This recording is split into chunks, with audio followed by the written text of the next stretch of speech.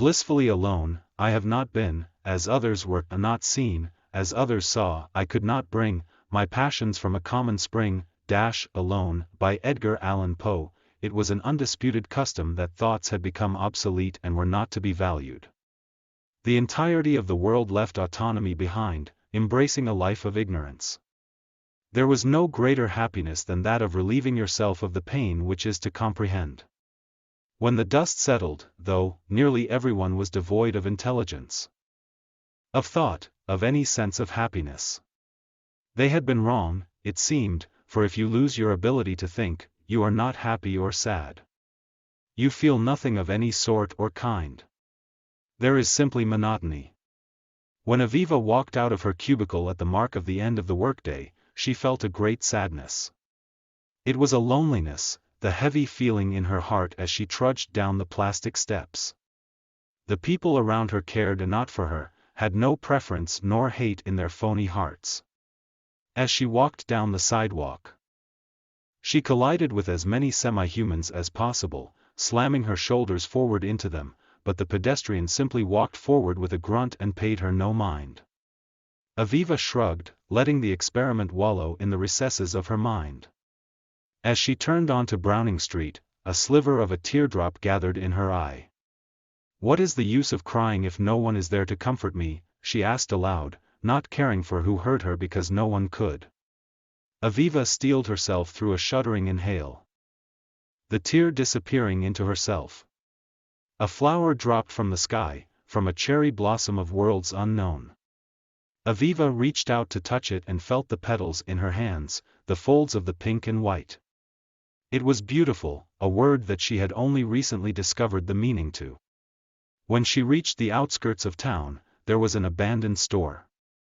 It was breaking down, with great big chunks of wall missing, but it was Aviva's preferred home.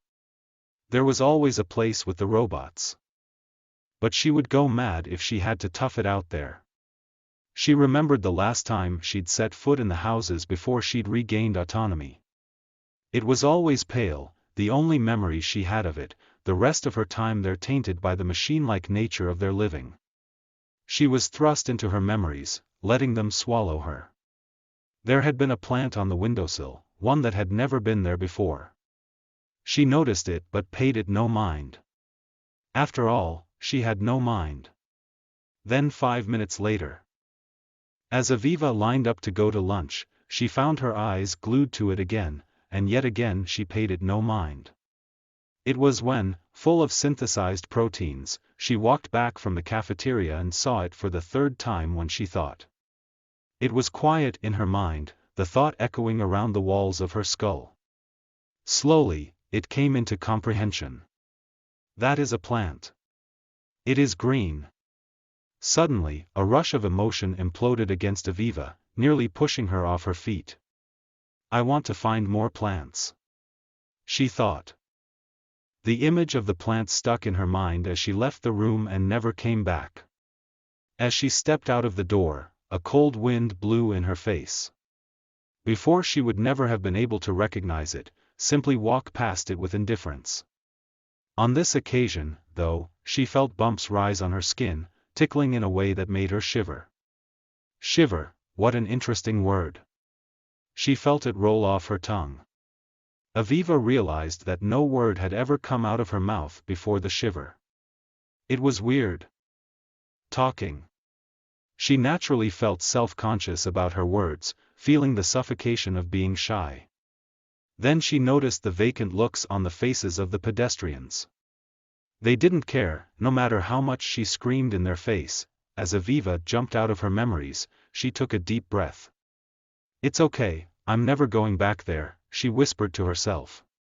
A paroxysm of sadness swept over her, remembering how she used to be and how alone she was. The door of the store swung open and she entered. Stepping gingerly over the broken doorstep, Aviva closed it behind her, let it slam as she took in the expanse. Every time she entered, the same feeling overtook her, the feeling of freedom, of choices independent. Each shelf was lined with decaying books, the pages like petals long since shriveled. Aviva was drawn to the shelves like a magnet, the poles of the old script attracting her interest. She had taken solace in these books for years now, the only knowledge she had. Thousands of them she had pored through, searching for the source of the plants. The single piece of knowledge she had uncovered in her endless search was how plants grow, not where to find them. Flowers and plants were her lifeblood, the only thing she could conscientiously care about in the bubble of tedium, but she was no closer to finding them. It was time for her daily search. Aviva grabbed her binoculars, homemade from sanded wood, and hopped over. Hạnh phúc một mình tôi đã không như những người khác, đã không nhìn thấy như những người khác đã thấy, tôi không thể mang theo niềm đam mê của tôi từ một mùa xuân chung. Alone của Edgar Allan Poe, đó là một phong tục không thể bàn cãi rằng những suy nghĩ đã trở nên lỗi thời và không được coi trọng. Toàn bộ thế giới bỏ lại quyền tự chủ, ôm lấy một kiếp người không biết gì. Không có hạnh phúc nào lớn hơn là tự xoa dịu nỗi đau mà bạn phải thấu hiểu. Tuy nhiên, khi lớp bụi lắng xuống, hầu như tất cả mọi người đều không còn trí thông minh, không có suy nghĩ, bất kỳ cảm giác hạnh phúc nào. Dường như họ đã sai, vì nếu bạn mất khả năng suy nghĩ, bạn sẽ không vui hay buồn. Bạn không cảm thấy gì thuộc về bất kỳ loại hay loại nào. Đơn giản là có sự đơn điệu. Khi Aviva bước ra khỏi phòng làm việc của mình vào lúc kết thúc ngày làm việc, cô cảm thấy rất buồn. Đó là một nỗi cô đơn, cảm giác nặng trĩu trong lòng khi cô lê bước trên những bậc thang nhựa. Những người xung quanh cô ấy không quan tâm đến cô ấy, không có sở thích cũng như ghét bỏ trong trái tim giả tạo của họ. Khi cô đi xuống vỉa hè, cô va chạm với càng nhiều bán người càng tốt.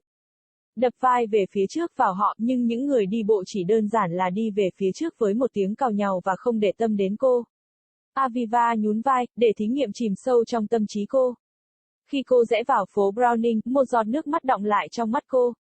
Khóc có ích gì nếu không có ai ở bên an ủi tôi, cô hỏi to, không quan tâm đến việc ai đã nghe thấy cô vì không ai có thể.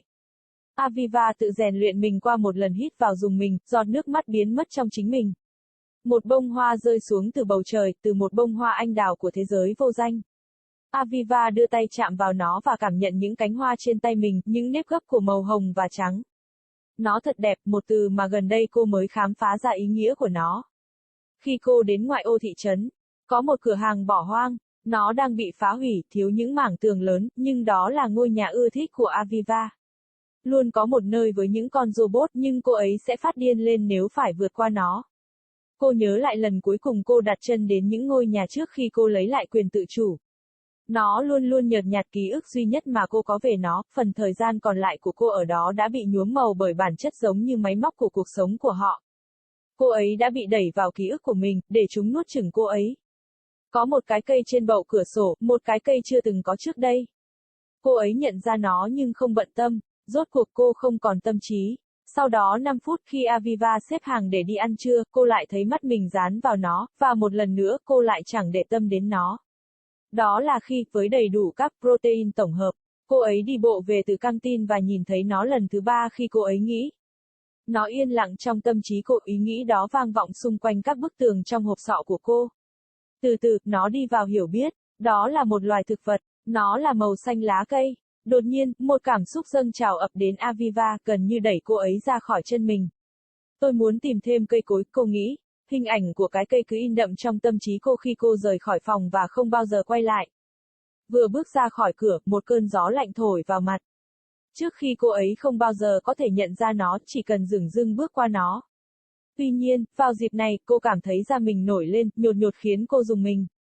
Rùng mình, thật là một từ thú vị. Cô cảm thấy nó lăn ra khỏi lưỡi của mình. Aviva nhận ra rằng không có lời nào thốt ra từ miệng trước Silver.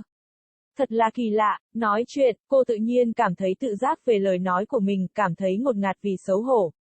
Sau đó, cô nhận thấy vẻ mặt trống rỗng trên khuôn mặt của những người đi đường.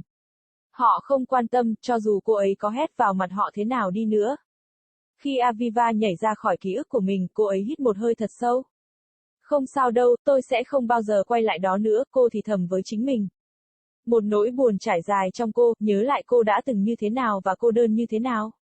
Cánh cửa của cửa hàng bật mở và cô bước vào, rón rén bước qua bậc cửa bị gãy. Aviva đóng nó lại phía sau cô ấy, để nó đóng sầm lại khi cô ấy nhìn vào khu vực rộng lớn. Mỗi khi cô bước vào, cảm giác giống nhau bao trùm lấy cô, cảm giác tự do, lựa chọn độc lập. Từng ngăn kệ xếp đầy những cuốn sách đã mục nát, Những trang sách như những cánh hoa đã khô héo từ lâu. Aviva bị hút vào kệ như một nam châm, các cực của kịch bản cũ thu hút sự quan tâm của cô. Cô đã tìm thấy niềm an ủi trong những cuốn sách này trong nhiều năm nay, kiến thức duy nhất mà cô có. Hàng nghìn người trong số họ đã được cô nghiên cứu tìm kiếm nguồn gốc của các loài thực vật. Phần kiến thức duy nhất mà cô đã khám phá ra trong cuộc tìm kiếm không ngừng của mình là cách cây cối phát triển chứ không phải tìm chúng ở đâu. Hoa và cây cối là huyết mạch của cô, là thứ duy nhất cô có thể tận tâm chăm sóc trong bong bóng tẻ nhạt, nhưng cô không thể tìm thấy chúng gần hơn. Đã đến lúc cô ấy phải tìm kiếm hàng ngày. Aviva chộp lấy ống nhòm của mình, tự chế từ gỗ nhám, và nhảy qua.